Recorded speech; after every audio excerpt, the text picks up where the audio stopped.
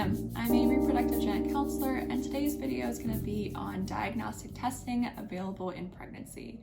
I'll cover why someone may pursue diagnostic testing, as well as the procedures that are available in order to get this kind of information. To get us started, I want to emphasize there's actually two routes in pregnancy that people can take, and these routes might converge at some point in pregnancy. The first route is called screening. So this is considered the non-invasive route. What happens here is there's typically a blood draw that's performed, and a test such as the non-invasive prenatal test, or NIPT, or the cell-free DNA screen, or the NIPS, the non-invasive prenatal screen, may be used in order to get information about the pregnancy. The kind of information that can be obtained is if there's an increased or decreased chance for certain chromosomal conditions to be present or genetic conditions to be present. Screening is not intended to diagnose for those conditions, only to let someone know if there's that increased or decreased chance. It also lets someone know if they then may want to consider more testing, such as diagnostic testing in pregnancy or testing of a baby after birth. For the second route, which is what today's video will be in more detail on, there's the option to do diagnostic testing in pregnancy. So diagnostic tests are going to have a greater accuracy compared to screening tests, as well as the ability to assess for more conditions than for the screening test in general. Why someone may want to pursue diagnostic testing is because they want to know the yes or no answer of, is this condition present or is it not?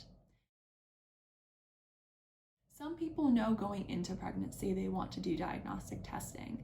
Maybe it's a couple who have been identified as carriers of a genetic condition and they know there's a 25% chance for their pregnancy to have that condition, so they want to test and know, is it present or is it not? Similarly, someone may have pursued PGT-A, which is pre-implantation genetic testing for aneuploidy, in conjunction with in vitro fertilization, or IVF, and they found that the embryo screen, or this PGT-A assessment, says that there's this increased probability that the embryo they transferred could have a chromosomal condition.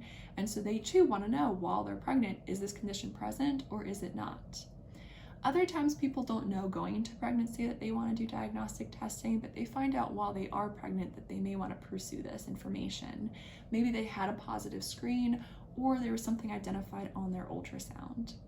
Everyone has their own unique reason for why they may pursue diagnostic testing, and diagnostic testing in pregnancy is not right for everybody. There's also the option to do diagnostic testing after a baby is born.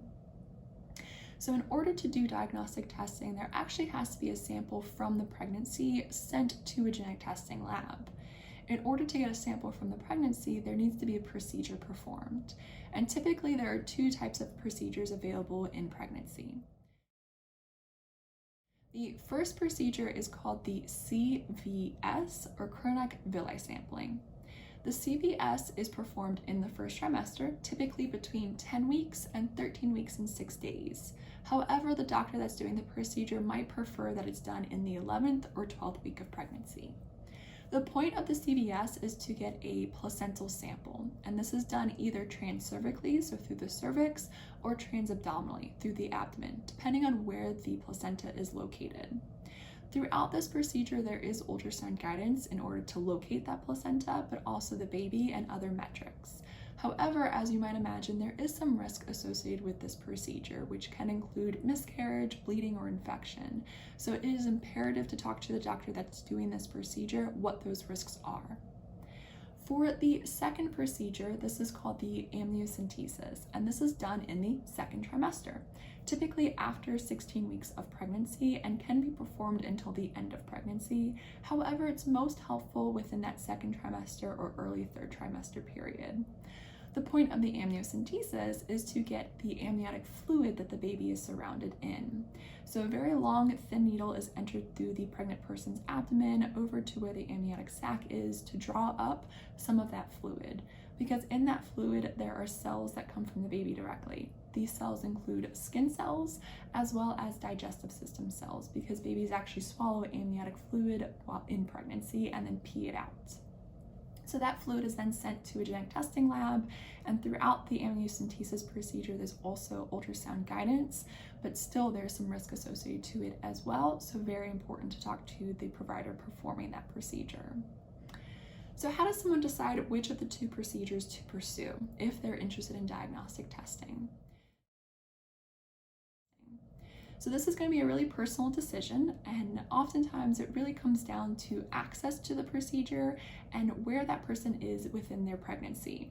So as discussed, the CVS is done in a really short time frame. So for some people, they don't know they want to do diagnostic testing until they're out of that time frame. So they may not have the option to do the CVS procedure.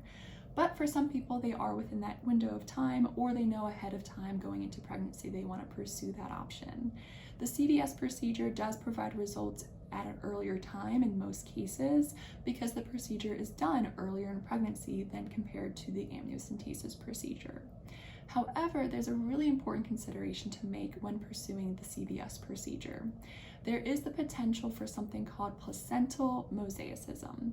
And so with the CVS procedure, the idea is that you get the placental biopsy and you do the diagnostic testing on the placenta, you get those results, and then you use those results to infer what's going on for the rest of the pregnancy, specifically the cells of the baby. Because the baby cells and the placental cells all came from the same conception, so the genetic makeup should be the same. But there are rare times in which the genetic makeup of the placenta is actually different than the genetic makeup of the baby. And so in these cases, when you get the CVS results, it actually is not clear as to what's going on for the baby's genetics. And what will happen is that the person will be offered the option to do the amniocentesis procedure or testing of the baby after birth for clarification. However, some people are not really okay with that potential risk of this placental mosaicism phenomenon, so they may just jump to and pursue amniocentesis instead. Ultimately, providers will go into detail about the pros and cons of each of these procedures as I'm just doing a general overview.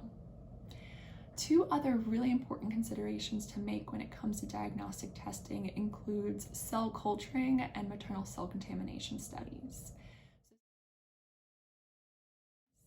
So cell culturing is the process in which the lab is actually making more cells. The amount of cells that gets shipped to the lab from either the CVS procedure or the amniocentesis procedure may not be enough for the lab to do the diagnostic test. And that's okay because the lab has the ability to make more cells. However, it takes time to make more cells. And so if someone was expecting their results within 2 to 3 weeks, if there's the extra step of cell culturing that was needed, it may actually be 4 to 5 weeks before that person receives their test results. While cell culturing is not always necessary for diagnostic testing, it is a possibility, so it's important just to be made aware that results may take a little bit longer than anticipated. The second consideration is maternal cell contamination studies, or MCC studies. The MCC studies is done through a blood draw, and the point of it is to ensure that the pregnancy sample that is sent into the lab is actually representative of the pregnancy and not the pregnant person. So the DNA from the blood is being compared to the DNA of the pregnancy sample to ensure that they're different. And this is really important specifically for CVS procedures because there can be situations where placental tissue is shipped in, but also tissue of the pregnant person. So by having MCC studies performed, the lab can ensure what type of tissue they're actually assessing and that it actually is coming from the pregnancy as opposed to the pregnant person. To review, in this video, I talked about the two procedures available in pregnancy that allow the possibility of diagnostic testing. These procedures are absolutely optional because there's risk associated to them. And so for some people, they just wait until their baby is born before pursuing diagnostic testing. However, for some people, they're not able to wait until that time and like to pursue testing while they're still pregnant. Everyone has their own reason for pursuing diagnostic testing and use this information for a variety of reasons as well. It's also really important to talk to your healthcare provider about the procedures available at their clinic because I just did a general overview and what I discussed may not actually be applicable to your clinic. If you're interested in more content, modernreproduction.org has additional information, so feel free to check that out. And as always, I hope that you enjoyed today's video and I hope that you have a lovely day.